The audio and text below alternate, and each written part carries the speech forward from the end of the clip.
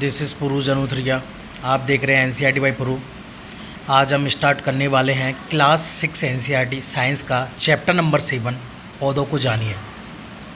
ये चौथा पार्ट है। इससे पिछले 3 पार्ट अपन ऑलरेडी अपने चैनल पर डाल चुके हैं, वहाँ से आप देख सकते हैं अगर आपने नहीं देखा है तो चलिए चैप्टर स्टार्ट करते हैं। चैप्टर पुष्प। गुलाब के पौधे हैं, उनके 3 आरेख या 3 डायग्राम इन्होंने ले रखे हैं। पहला डायग्राम है जिसमें पत्ती भी नहीं है और पुष्प भी नहीं है। दूसरा है जिसमें पत्ती है, पुष्प नहीं। और तीसरा ऐसा है जिसमें पुष्प और पत्ती तीनों है। तो ये 3 डायग्राम इन्होंने ले रखे हैं। तो चलिए आगे देखते हैं। अध्ययन के लिए पुष्पों का चयन करते समय गेंदा, सूरजमुखी अथवा गुलदाउदी ना लें, क्योंकि यह एक पुष्प नहीं है वरन पुष्पों का गुच्छ है, जैसा कि आप अगली कक्षाओं में पढ़ेंगे। क्योंकि आपने देखा होगा गेंदा वगैरह, सूरजमुखी, गुलदाउदी, या गेंदा का तो मोस्टली देखा ही होगा। ये क्या ढेर सारे पुष्प जो होते हैं उनका गुच्छा होता है, ठीक है। जैसे रोज़ वगैरह जो हुए, चमेली फमेली, ये एक सिंगल पुष्प होते हैं। गुड़ैल का फूल हो गया, ये सिंगल होते हैं, तो उनका ईजिली स्टडी करने में आसानी होती है। जैसे कि कौन कौन सा दल है, कौन बाह्य दल है, ठीक है, कौन सा पुंकेसर है, कौन सा जो है वो फीमेल और जेनाइटल ऑर्गन है। तो ये जो है इस तरीके से उनको स्टडी करने में आसानी होती है। क्या आपने घास, गेहूँ, मक्का, आम अथवा अमरूद के पुष्प भी देखे हैं? क्या वे चटकीले हैं? आइए कुछ पुष्पों का अध्ययन करें। तो चलिए आगे देखते हैं अपन। आवश्यक सामग्री, क्योंकि एक क्रियाकलाप है तो आवश्यक सामग्री क्या हो गई? एक पुष्पकलिका तथा निम्न में से किसी पौधे के 2 पुष्प, जैसे कि धतूरा ले लो, गुड़ैल ले लो, गुलाब ले लो, सरसों, बैंगन, भिंडी, ठीक है, या गुलमोहर, ठीक है। और उसके अलावा क्या लेना है? एक ब्लेड लेना है, ठीक है, काटने के लिए। स्लाइड लेनी है या कागज़ लेना है, ठीक है। और एक आवर्धक लेंस और जल, ठीक है। आगे देखते हैं अपन। तो पुष्पकलिका और पुष्प, ये पुष्पकलिका मतलब अपनी न्यू स्टेज में है तो उसे पुष्पकलिका बोला जाता है। कली जिसे बोलते हैं जनरली, ठीक है। कली आपने सुना ही होगा। तो पुष्पकलिका ये हो गया कली, और ये हो गया पूरा पुष्प हो गया, ठीक है, ओके। तो आगे देखते हैं। खिले हुए पुष्प का प्रमुख भाग कौन सा है? यह पुष्प की पंखुड़ियाँ हैं, ठीक है। दल जिसे बोला जाता है, पंखुड़ी। कलरफुल होते हैं, ये कलरफुल होते हैं पंखुड़ी। विभिन्न पुष्पों की पंखुड़ियाँ अलग अलग रंगों की होती है, बिल्कुल।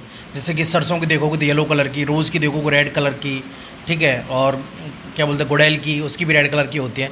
तो अलग अलग कलर की पंखुड़ियाँ या दल जो होते हैं वो अलग अलग कलर के होते हैं। आपके विचार में कलिका में ये पंखुड़ियाँ कहाँ बंद थीं? कलिका का प्रमुख भाग कौन सा है? क्या आपने ध्यान दिया कि यह भाग छोटी पत्ती की भांति दिखाई देता है, जिन्हें बाह्यदल कहते हैं। एक्चुअली क्या, ये जो ग्रीन है ये बाह्यदल है, ठीक है। इनसे कवर्ड होते हैं ये पंखुड़ी। ये अंदर जो रेड दिख रही है, ये जो निकली हुई है ये पंखुड़ी, ये कवर्ड होती हैं बाह्यदल से, ठीक है। बाह्यदल से ये कवर्ड रहती हैं। तो हमें जो कली होती है वो हरे कलर की दिखाई देती है, क्योंकि हमें बाह्यदल दिखाई देता है ओनली, ठीक है।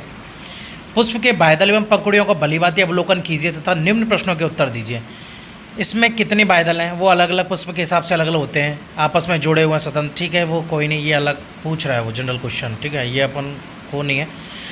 अपनी कक्षा के सभी विद्यार्थियों द्वारा विभिन्न पुष्पों के अध्ययन संबंधी परीक्षण सारणी 7.3 में लिखी है, ठीक है। उन्होंने बच्चों ने क्या क्या देखा, कैसे कैसे। जैसे पौधों का नाम गुलाब हो गया, ठीक है। बाह्यदल की संख्या एवं रंग, तो बहुत सारे बाह्यदल। रंग क्या था? रंग गुलाबी रंग का था, ठीक है। पंखुड़ियों के रंग एवं उनकी, बाह्यदल हरे कलर का था, आई एम सॉरी, ठीक है। पंखुड़ियों के रंग क्या है? रंग जो है वो गुलाबी हो गया। और पंखुड़ी की संख्या कितनी है? 5, ठीक है। बाह्यदल जुड़े अथवा स्वतंत्र, पंखुड़ियाँ जुड़ी हैं अथवा स्वतंत्र, तो अलग अलग पंखुड़ी हैं, ठीक है। पुंकेसर स्वतंत्र अथवा पंखुड़ी से जुड़े हुए तो स्वतंत्र है पुंकेसर जो है। इस तरीके से उपस्थित या अनुपस्थित, तो उपस्थित तो है ही, क्योंकि सिंगल पुष्प होता है। और पुष्प में क्या होता है कि पुष्प 2 प्रकार के होते हैं। एक तो ऐसे होते हैं कि उभयलिंगी पुष्प, और एक जो होते हैं वो एकलिंगी होते हैं, ठीक है। तो जिनमें पुंकेसर और इस तरीके से दोनों पाए जाते हैं वो उभयलिंगी हो गए। जिनमें ओनली पुंकेसर या फिर ओनली इस तरीके से पाए जाते हैं वो एकलिंगी हो गए, ठीक है। तो ठीक है, ये कोई मतलब नहीं है। आप पुष्प के आंतरिक भाग को स्पष्ट रूप से कब देख सकेंगे? जब पूरी तरह से खिल जाएगा वो, उसके बाद उसको अलग अलग कर लेंगे अपन, ठीक है। जब पंखुड़ी जुड़ी हो अथवा जब वे स्वतंत्र हों। तो जब स्वतंत्र होंगे जब हम इजीली देख सकते हैं, अगर जुड़े होंगे तो नहीं देख पाएंगे, ठीक है। उदाहरण के लिए धतूरे एवं अन्य घंटाघर पुष्प की पंखुड़ियों की लंबाई में काट कर आप पुष्प के आंतरिक भागों की स्टडी कर सकते हैं। जैसे आपको करना क्या है, ये लंबा पुष्प है पूरा, ठीक है, लंबा पुष्प है, तो आपको करना है क्या, बीच में से ऐसे काट लेना है इसे, ठीक है, उसके बाद अंदर की स्ट्रक्चर दिख जाएगी। तो इस तरीके से आप जो है इसकी स्टडी कर सकते हैं। पुष्प के आंतरिक भागों को स्पष्ट रूप से देखने के लिए बाह्यदल एवं पंखुड़ियों को हटा दीजिए।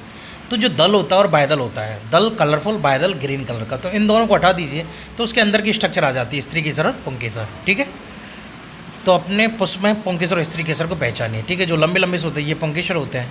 ठीक है, स्त्रीकेसर यहाँ पे देखो ये रहा अंदर ये।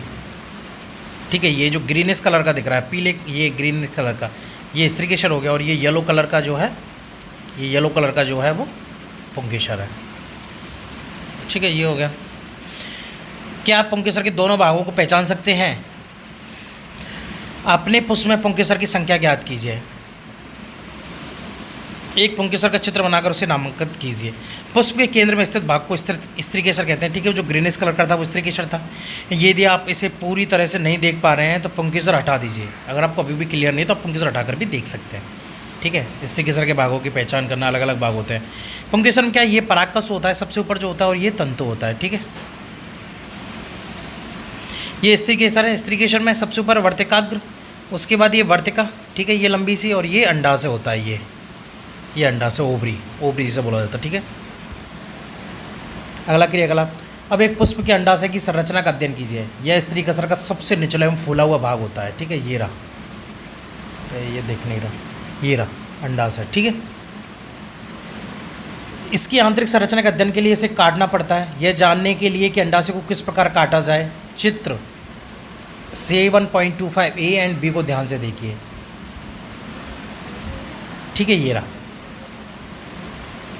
ओके, अनुदैर्घ्य काट हो गया। अनुप्रस्थ, अनुदैर्घ्य कौन सी होती है और अनुप्रस्थ कौन सी? अनुप्रस्थ होती है ये हॉरिजॉन्टल, ये, और अनुदैर्घ्य होती है ये। ठीक है, खड़ा काटना और आड़ा काटना। ओके, ये हो गई।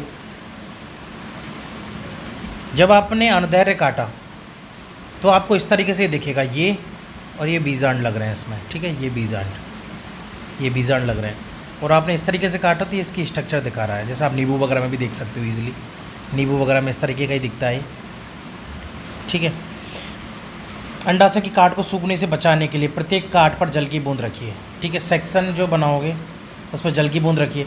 आवर्धक लेंस की सहायता से अंडाशय की आंतरिक संरचना का अध्ययन कीजिए। क्या आपको अंडाशय में छोटी छोटी गोल संरचना दिखाई देती हैं? जो गोल संरचना है उन्हें बीजांड कहा जाता है। ठीक है, अपन ने अभी देखा था, देखो ये मैं दिखा देता हूँ।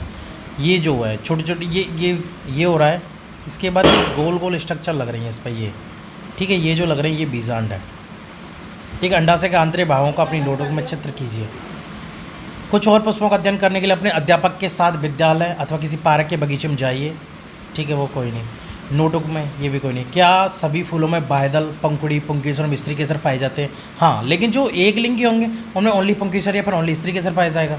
ठीक है, अलग अलग पुष्प में, जबकि बाह्यदल और पंखुड़ी ये तो पाई जाएंगे। क्या पुष्प ऐसे भी हैं जिनमें उपर्युक्त पुष्पांगों में से कोई भी नहीं पाया जाता? क्या किसी फूल में इनसे अलग भाग भी मिलते हैं? क्या आपने ऐसे पुष्प भी देखे हैं जिनमें बाह्यदल एवं पंखुड़ी समान दिखते हैं? क्या कोई पुष्प ऐसा भी है जिनमें बाह्यदलों की संख्या, पंखुड़ियों की संख्या समान है? ओके, तो इस तरीके से ये ढेर सारे क्वेश्चंस हैं। विभिन्न पुष्पों में बाह्यदल, पंखुड़ी, पुंकेसर, स्त्रीकेसर की संख्या में अंतर हो सकता है। कुछ पुष्पों में इनमें से कुछ भाग अनुपस्थित भी हो सकते हैं। ठीक है, जैसे कि मैंने बताया एक लिंगी की केस में ये स्त्रीकेसर या पुंकेसर दोनों में से कोई एक अनुपस्थित होगा। ठीक है, इस तरीके से अपन ने जो है वो चैप्टर अपना कंप्लीट होता है। ठीक है, थैंक यू।